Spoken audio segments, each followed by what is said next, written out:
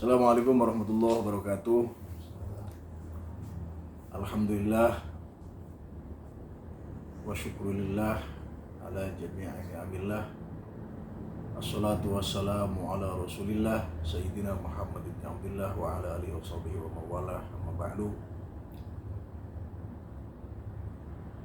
Yang kami hormati sahabat-sahabat Almiatur semuanya, hari ini kita berjumpa kembali dalam kajian rutin bersama saya dan Almiatur.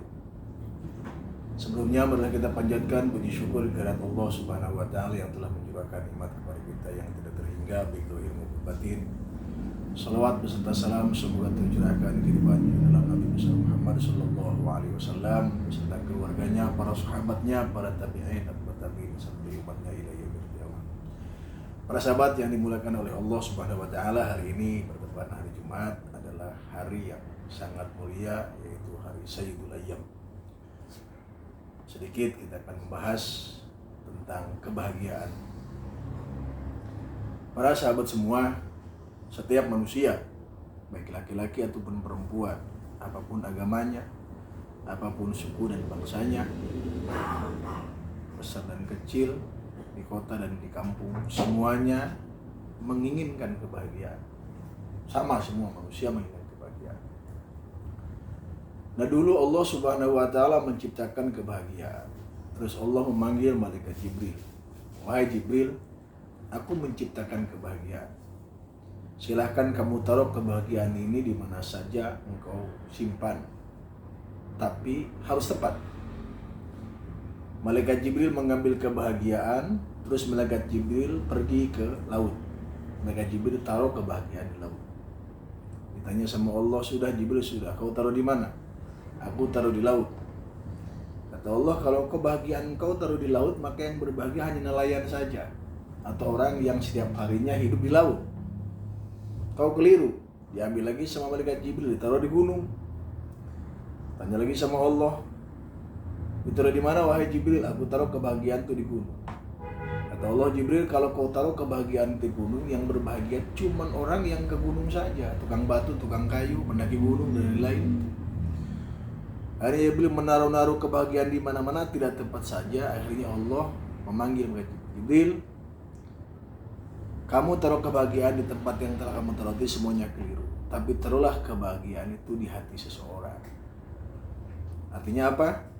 Setiap manusia punya hati, tapi tidak setiap manusia bisa menembus ke dalam hatinya sendiri.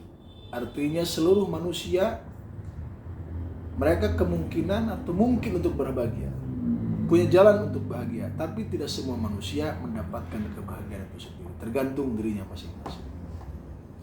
Makanya Rasulullah Shallallahu Alaihi Wasallam menyampaikan kepada kita tips atau cara agar kita menjadi manusia yang berbahagia di dunia ini. Yang pertama kata Nabi,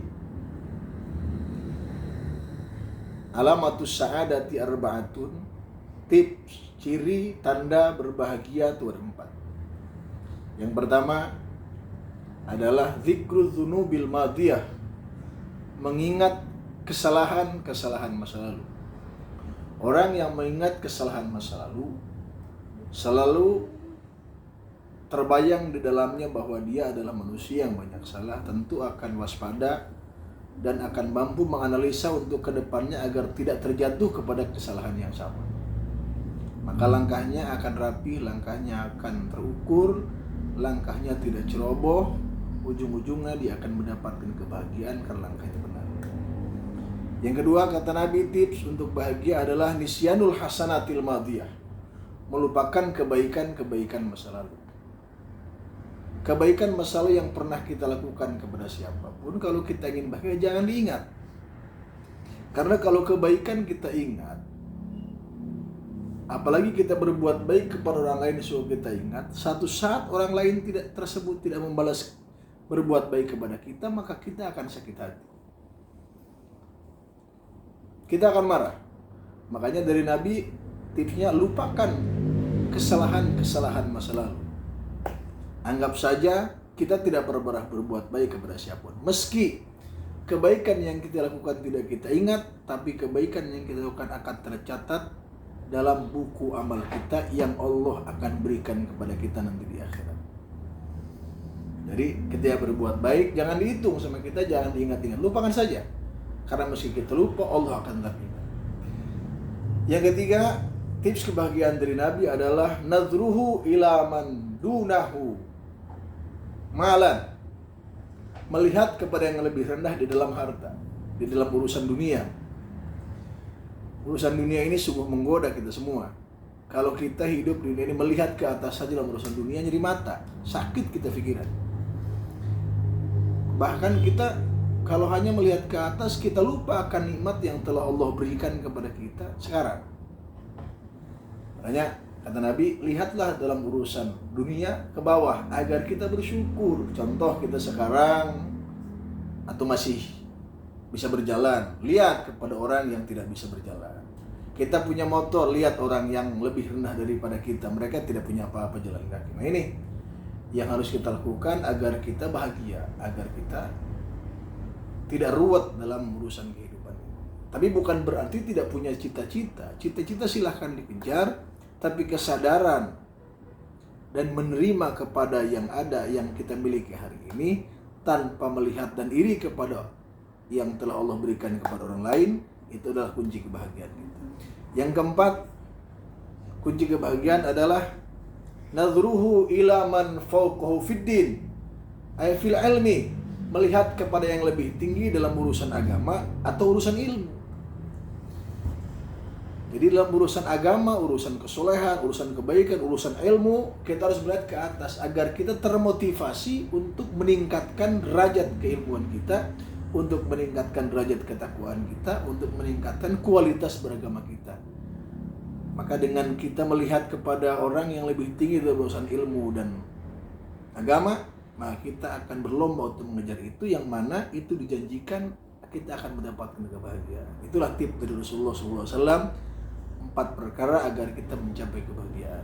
Saya ulangi, 1, dzikrul dzunubil madiyah, mengingat kesalahan masa lalu. 2, nisyanul hasanatil madiyah, melupakan kebaikan masa lalu.